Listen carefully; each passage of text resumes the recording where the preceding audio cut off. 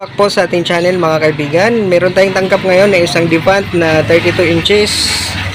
Tapos ang kanyang issue ay no power. So makita natin dito sa outlet, nakatusok na yung plug natin, no? Galing sa TV. Yan.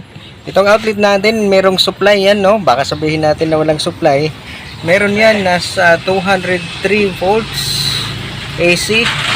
So pagpunta dito sa TV, meron na sana yung light indicator na makikita natin dyan. Pero yan, wala. Talagang no power talaga yung sakit niya, no? Okay.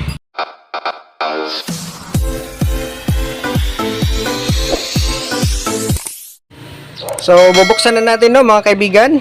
At titingnan natin yung board niya.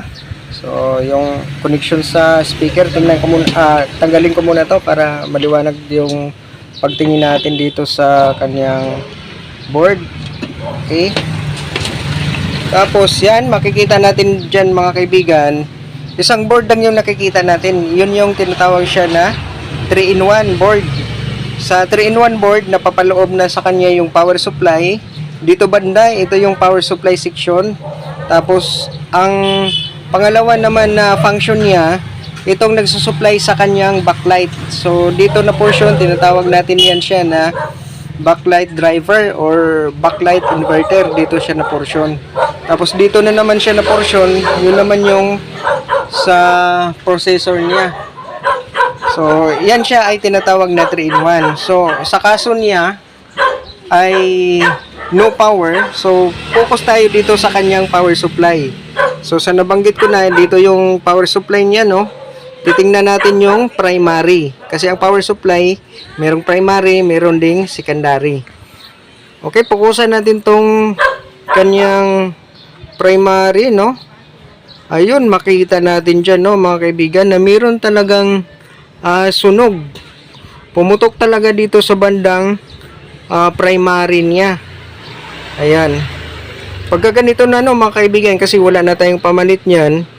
Kung makikita nyo, ang liit ng mga parts. Ang gagawin na lang natin yan, i-modified na lang natin. So, papakita ko sa inyo kung paano ito i-modified. Meron tayong nabibili mga kaibigan galing sa online. Ito yung 4 wires na power module. So, ito na lang yung kakabit natin, no? Kung bubuksan natin, ito yung hitsura niya. Ayan, ito. Tapos, meron siyang dalang manual. Kung nahirapan tayo sa pagkabit nito, kung paano magkabit, meron siyang manual, no? So, bago natin ikabit to, itong 4 wires power module natin, itong mga parts dito na mga shorted, no? Parang madumi dyan, dilinisan muna natin yan bago natin ikabit ang ating 4 wires. Baklasin ko lang muna to siya, no, mga kaibigan, itong board natin. Kasama sa tatanggalin natin, no, mga kaibigan, itong MOSFET niya. At ganoon din tong kanyang PWM IC, no? Dito na makikita natin. At lilinisan. At testeran din natin yung fuse niya, baka pumutok din.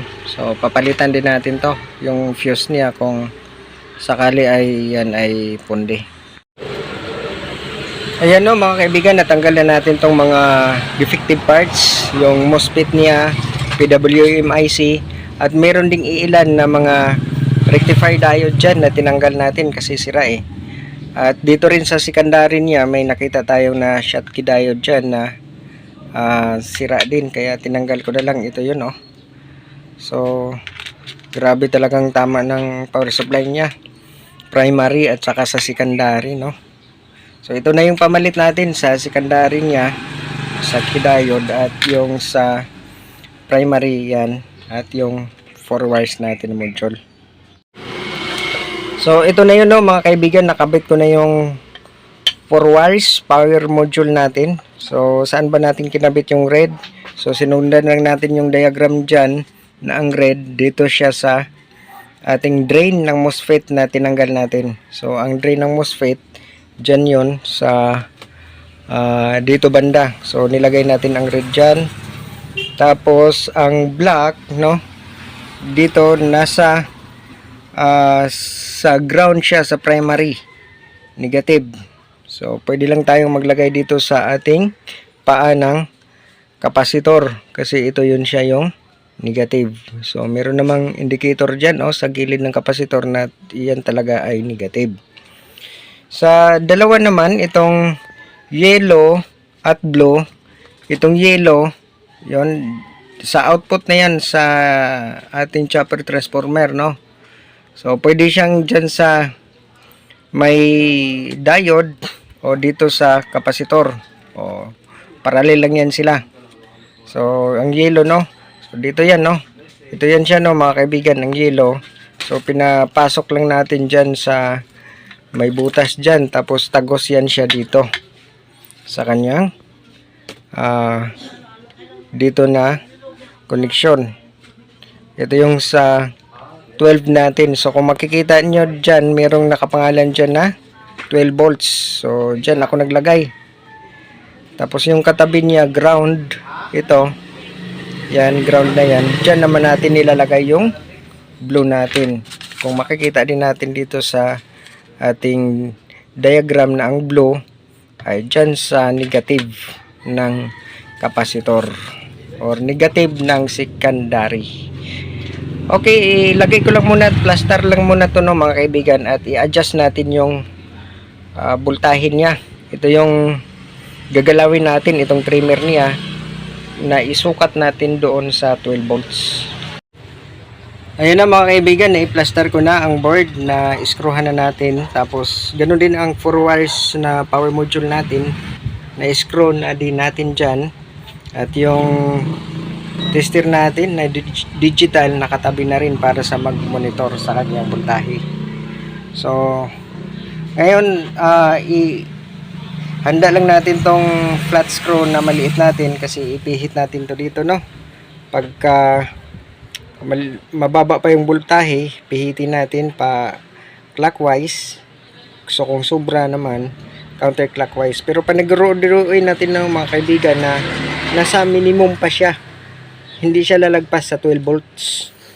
So ang goal natin ito na papaabot natin siya sa 12 volts. Ayan, no, mga kaibigan, naload na natin yung sa kanyang backlight. Ito yon. Tapos sa kanyang LVDS connector, ito yon, no. At sa kanyang ano din, no, mga kaibigan, sa connection sa kanyang sensor at sa pindutan. So ngayon gusto na natin subukan ito kung may power na ba. So isalpa ko na dito, no. Yan, pack.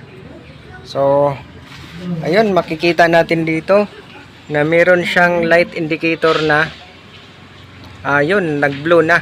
So titingnan natin dito kung meron na ba siyang display. Ayun, meron na. Success yung ginawa natin, no, mga kaibigan. Ganun lang siya, no.